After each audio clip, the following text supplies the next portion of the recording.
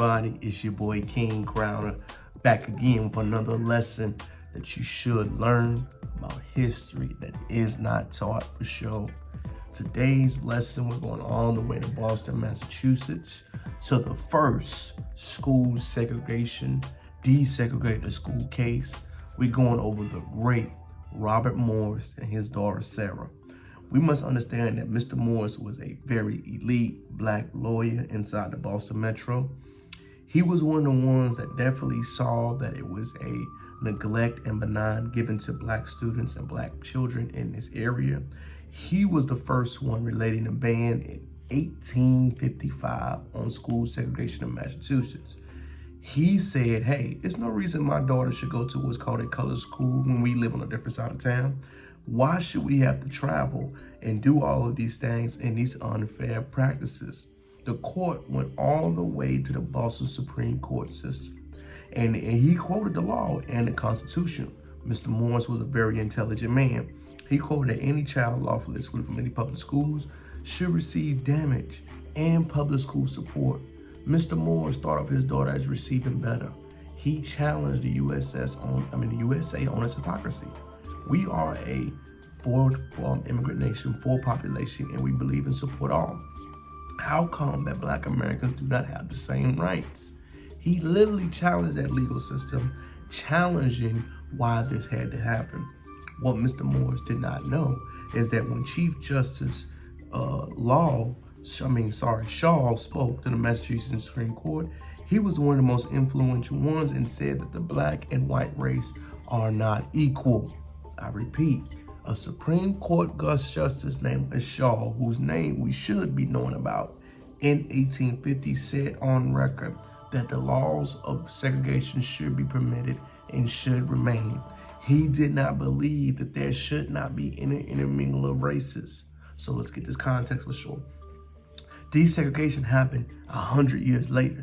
In 1855, the first case popped up in freed lands in the North. Remember, the North at this time was the place where we saw freedom, and we always taught historically it was not like the South and overbearing as it was. Factually incorrect. They had their most issues just as the South did, brutality and their own Jim Crow. We must understand that maybe the minds changed later on, but historically speaking, these court cases were in the North. They did happen, and they were discussed and talked about. The reason why this is such a monumental case, this is how Jim Crow got a strong bearing in Boston. Rejecting the Robert Morris Code, he actually spoke to the Boston community on racial injustices and things, and we heard the first terminology that became huge terminology nationwide, which started the whole Jim Crow movement, which we are. The most of the races are separate but equal. If you do not know, that's from the court case of Plessy v. Ferguson that happened out of Louisiana, but we saw the barons of it in the Robert Morris case. So that ideology of we are separate but equal started in Boston. Did you know that the separate but equal school segregation Jim Crow system had its founding roots from the Supreme Court justices in Boston, Massachusetts? U.S. history does not tell that.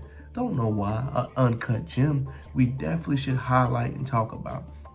The overcourt casing did not change until 1960 decisions Brown v. Board of Education of Topeka, Kansas, when the court justice system had over 100 years of psychological damages that was done because of keeping them separated but equal standard. Robert Morrison was a very heroic man. He spoke his mind, but he is one of the oldest gems in U.S. history that is not taught. Mr. Morris was a trailblazer from his families and black families in the North.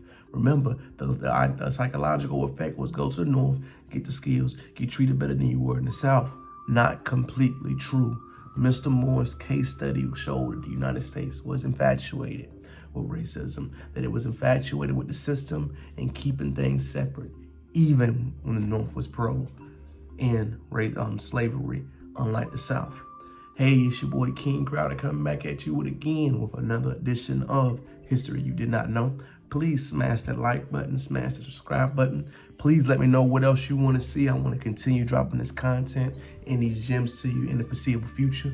I want to thank you for watching the channel, and I'm out. Peace.